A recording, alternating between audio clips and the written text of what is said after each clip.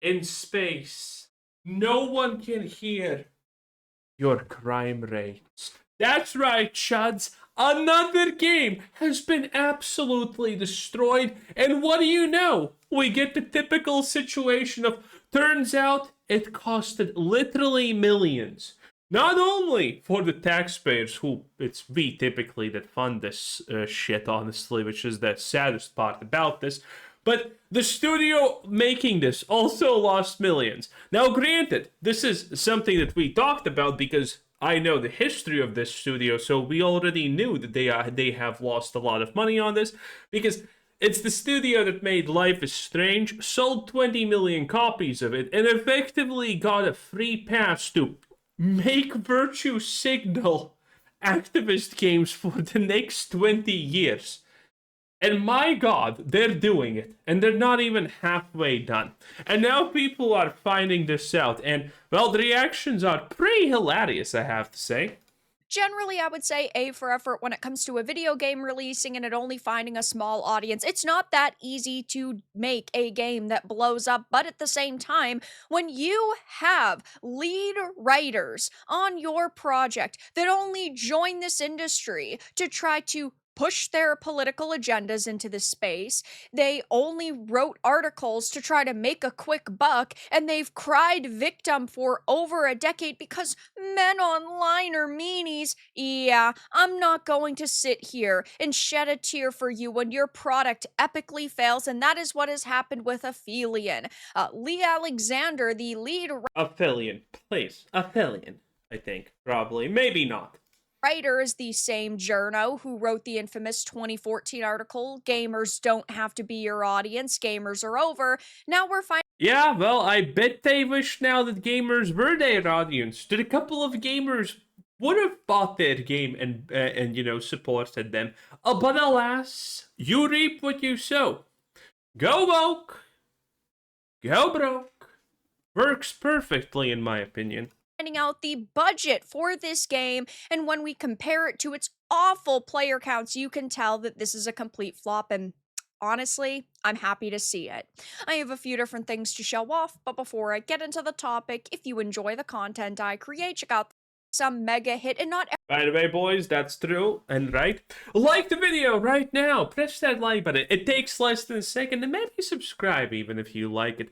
YouTube does take into account when you do these things, so you do have the power to spread awareness about this fact and win the obviously culture war that we are not in somehow, everyone keeps saying. Interesting, isn't it?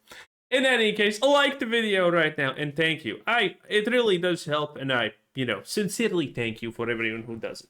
every single game needs to be. If you look at some of the indie games that have released over the years that have maybe 3 to 5 people working on them, and maybe they just for a couple of years only put the least amount of money into it as possible, and then it blows up, that is a great situation. But if it hadn't, and let's say they only got a couple thousand sales, that's okay too, because the cost was so low and they didn't need to make hundreds of millions of dollars. When you compare a smaller indie game only selling a few thousand copies to something like Marathon's level of money and amount of developers. Marathon's level of not probably still at this point even have sold 1.5 million copies. I don't know if they have.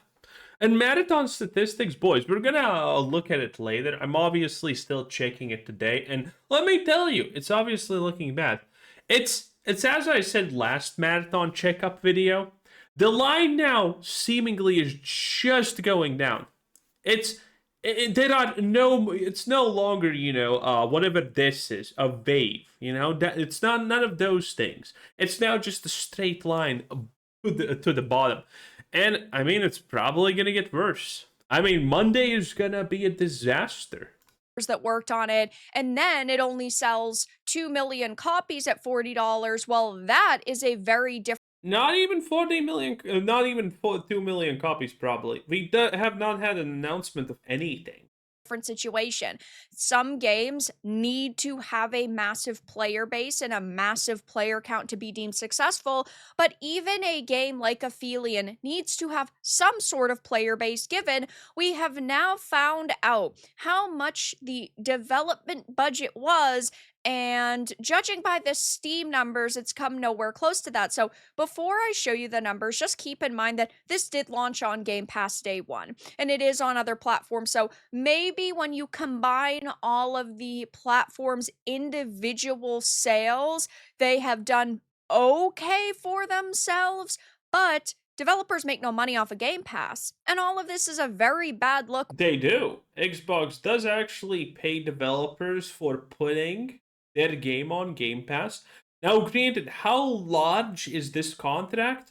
Technically, it doesn't matter because whatever they got is more than they would have gotten on sales.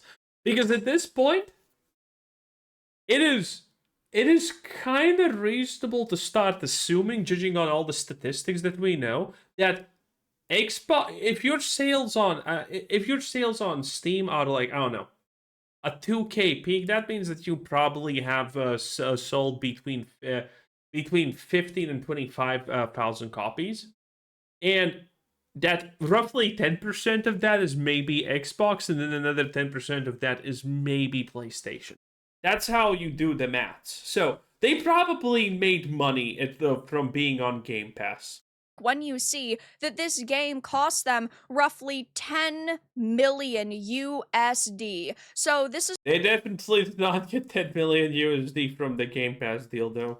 From Actis News, and it has a lot of information about Dontnod. It ends up referencing the company press release from 4/23/2026. It was the 2025 full year results. So only just recently had released, and it says that the production cost for Aphelion was 8.5 million euros, which is just under 10 million US. Yes, and again, just note how many lies there are in this industry. This is a studio that has probably be under 50 people working on it, maybe 50, maybe a little bit more. And this costed them almost 10 million to make. 10 million almost this costed. This is garbage. This is nothing. Now, compare and now remember that this 50 developers and 10 million was a small indie company.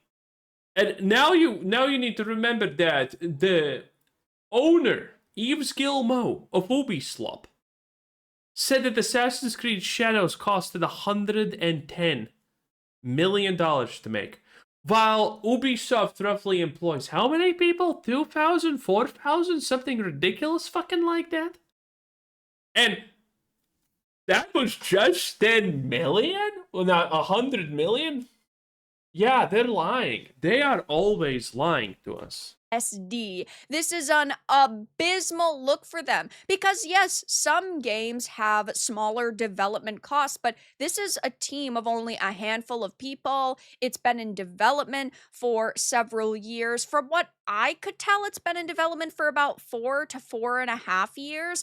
They haven't officially confirmed that, though. That's just based off of some of the employee history on platforms like LinkedIn. This game has been in development for several years, and they put $10 million into it. And this doesn't account for marketing either, because this is on Game Pass day one. We do know that Microsoft will do their own marketing, and that money isn't being shoveled out by the developers, and it's not being shoveled out by Dontnod, but I'm sure that they've done some external marketing themselves. I personally haven't really seen any for it, though regardless, that's a lot of money for a smaller game, or what is supposed to be considered a smaller game, because while, yeah, it is on Game Pass day one, they still need external sales on the individual storefronts, and I just don't see that happening, at least on Steam right. Yeah, so being on Game Pass day one does not mean that Xbox is going to substitute all of your development costs. I do not know any information about how Xbox Game Pass deals are made. I literally don't know. But typically, it's Xbox paying the studio for it being day one on Game Pass, so, how much that is, I have no idea. We have never gotten the real numbers. We don't know if it's like 25% of the budget. Is it a flat sum? Is it just, a gypsy rolls the dice and we see what happens? Snake eyes, a billion. But, we don't. We just don't know these. But in any case, it probably takes into account development cost. And it probably is some kind of rough calculation how much you estimate that it would have sold in Xbox in the first place, and then they match that and, put a little bit sprinkle on top. That's my guess from a financial background. But again, we don't. I at least have not heard how these deals are actually made. This is just my best guess. Right now, given their player counts. I mean, the all-time Oh peak shit, 100! It's going up. release was 219. In-game right now is 93. This is release weekend, and the best they've done in 24 hours is 100 players. I don't really think that this is a game that is resonating with a lot of people, and if we go by the highest of the owner estimations, which Play Tracker is saying is 7.1K, and you take into consideration that this has a release week sale, so it's $26.99 instead of $30, that means that they've only made about 200K, roughly, a little bit less than that. Never mind the percent that the platform takes, and yeah, we don't know like the Xbox sales numbers or the PlayStation sales numbers, but this is abysmal. And just to clarify, I don't think True. that Lee Alexander's presence on this game is what killed it. I think that having I remember that name, but I don't know why it's important. a climbing and walking simulator in 2026 with a mediocre narrative isn't going to make a lot of money, and that is what this game is. So I think that Lee Alexander's name being attached to this did hurt it, but I don't think that this is Oh, why. right, it's that guy. I completely forgot. I don't think it's actually important that this article was written. It just highlights how bad things are. Even if this person wasn't insane, it would probably still be a flop. It's only got 100 people in game on release weekend. I just generally think that there is no interest in a title like this, especially during a time when there are so many other amazing games releasing. And yeah, if you don't know, I did cover this in another video. It'll be linked down below. But Lee Alexander is a misandrist. They are a very Lamau. bad video game journo. They're very bad at writing. Yeah, we kind of figured that one out, honestly, already. Anyway, that was Mommy Vera Dot from Dot Media. 10 out of 10. Thanks for watching. Bye.